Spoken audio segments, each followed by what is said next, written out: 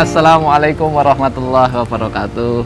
Siang hari ini kita ada tamu spesial, tamu istimewa.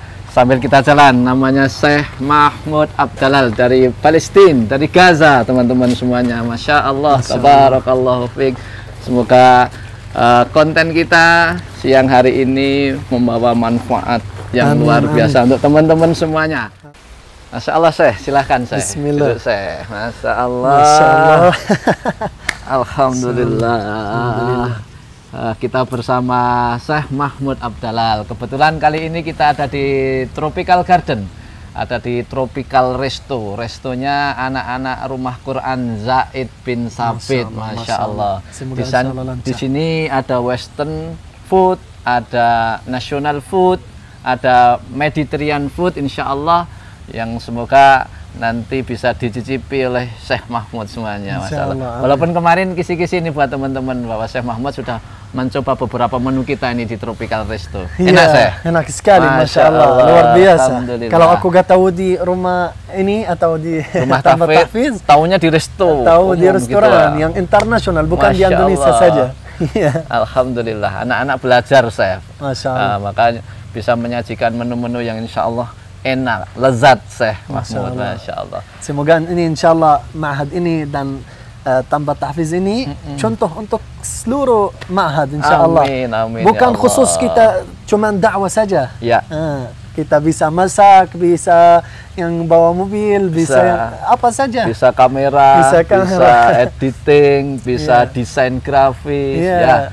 Bisa bertanam, bisa beternak, macam-macam, saya insya Allah. Alhamdulillah. Masya Allah.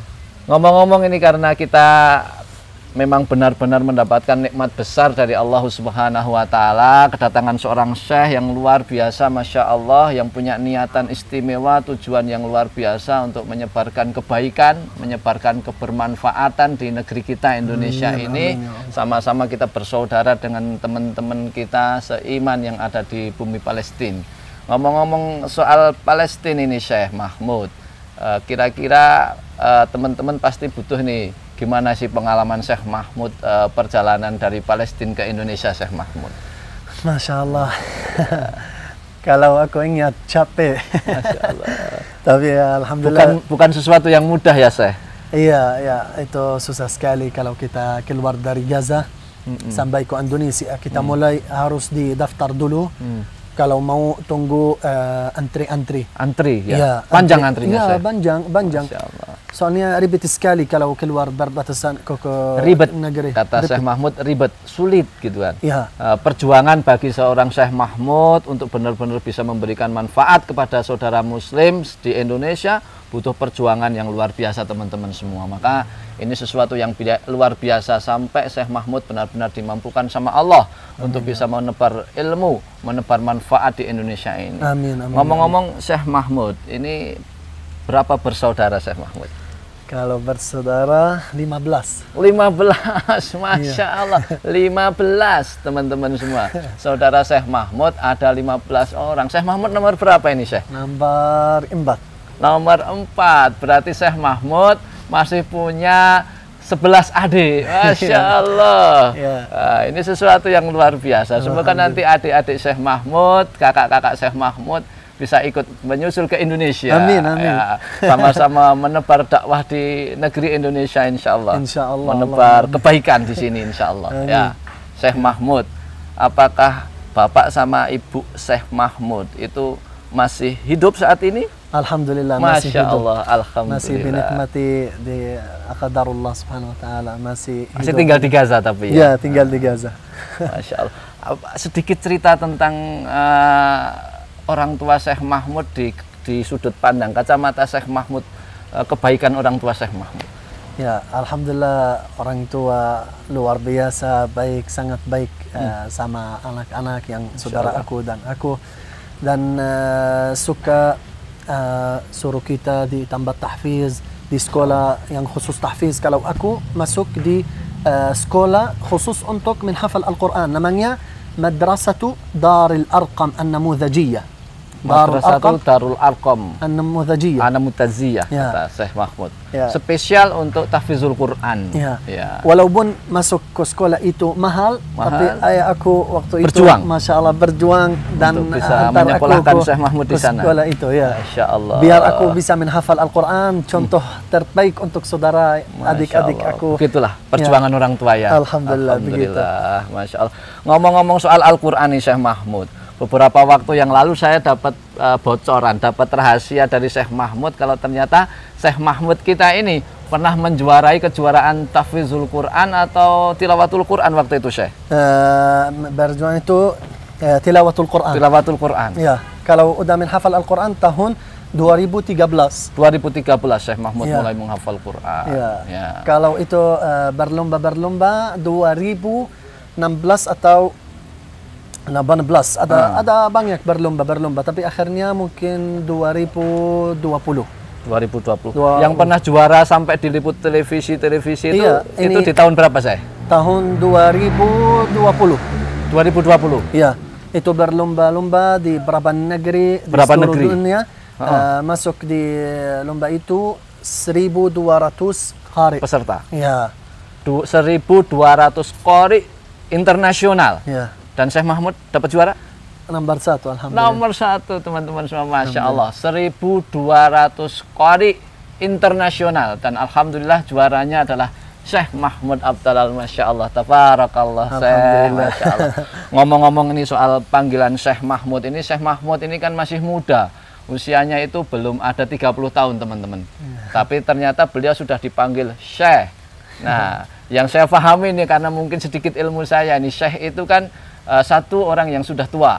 Iya. Yang kedua, Syekh itu adalah orang yang berilmu. Nah, seperti itu. Berarti kalau melihat sosok Syekh Mahmud yang masih muda dipanggil Syekh Mahmud bukan karena tuanya, Iya. tapi karena ilmunya. Masya Allah. Insyaallah semoga bisa dapat ilmu banyak ya Alhamdulillah. Rabbal Alamin. Terus tolak ukurnya itu apa Syekh ketika Syekh Mahmud mengetahui tentang sematan atau panggilan seorang Syekh ini, apakah karena hafal Quran, apakah karena hafal sekian ribu hadis, atau apa yang bikin orang panggil Syekh?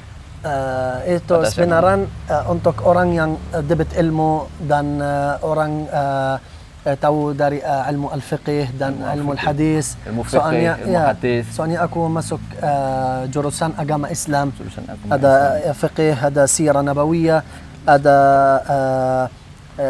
hadis.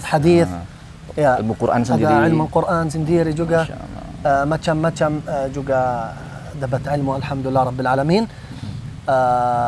Dan aku qari, bisa panggil qari Mahmud. Qari Mahmud. Dan bisa Panggil Syekh Syekh juga. Mahmud. Masya Ada yang Allah. panggil gitu, ada panggil.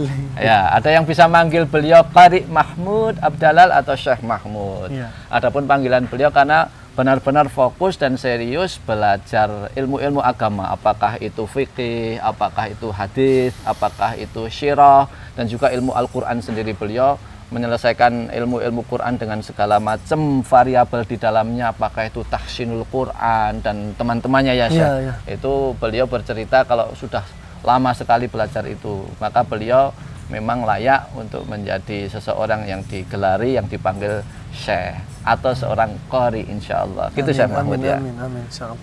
Cerita sedikit Syekh Mahmud tentang pengalaman Syekh Mahmud ada di sekitar Indonesia, berdakwah di Indonesia, wabil khusus di Temanggung Syekh Mahmud. Oh ya. Di rumah Quran Zafisa ini gimana?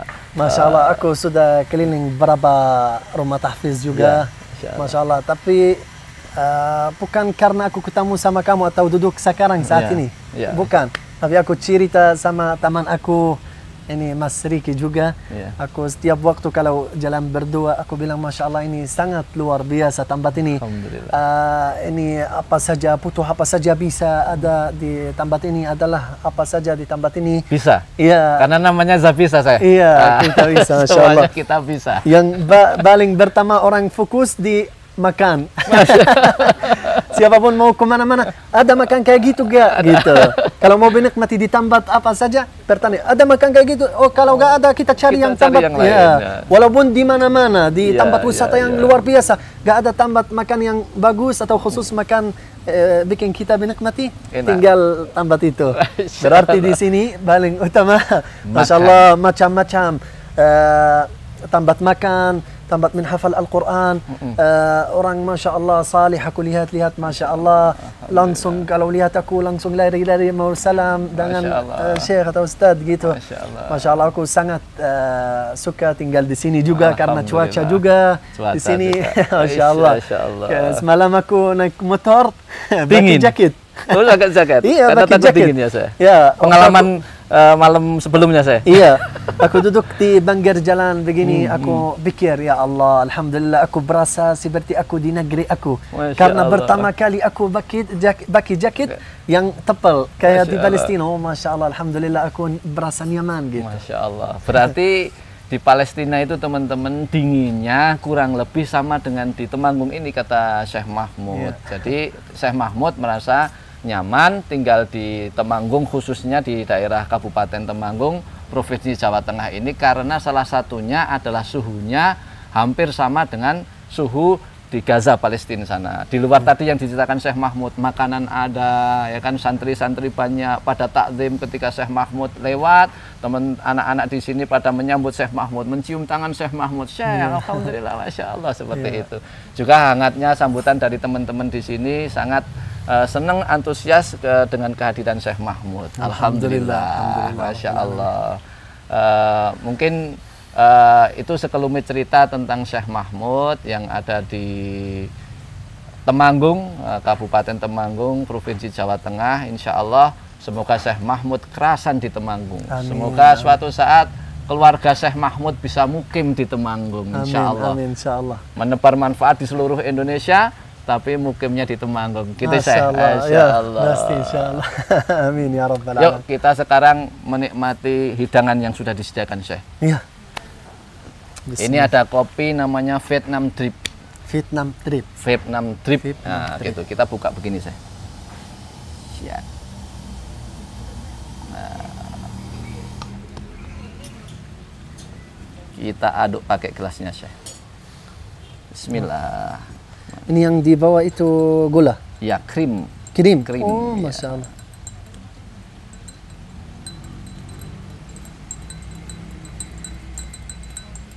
Oh, berarti warnanya berbeda lagi. Berbeda. Jadi coklat muda. Ini kopi khas dari Kabupaten Temanggung. Allahu Akbar. Kita cicipin, Syekh. Bismillah. Bismillah.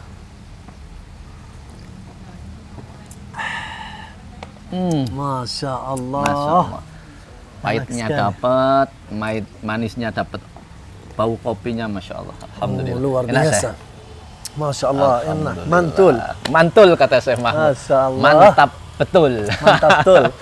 Alhamdulillah. Masya Allah, luar biasa nih. Kayak ngopi macam-macam rasanya. Macam-macam rasanya dikumpulin jadi satu. Iya, dikumpul jadi satu. Kalau mau perasa Nescafe atau cappuccino bisa. Kalau kopi bisa gitu. Iya, Masya Allah. Macam-macam rasanya, Masya Allah. Macam-macam rasa kopi, kayak Nescafe, kayak cappuccino, kata Syekh Mahmud. Ngumpul jadi satu di sini, teman-teman. Masya Allah. Aku minum lagi. Siap, padahal saya. Bismillah. Masya Allah. Ini produknya dari Tropical Coffee, insya Allah. Masya Allah.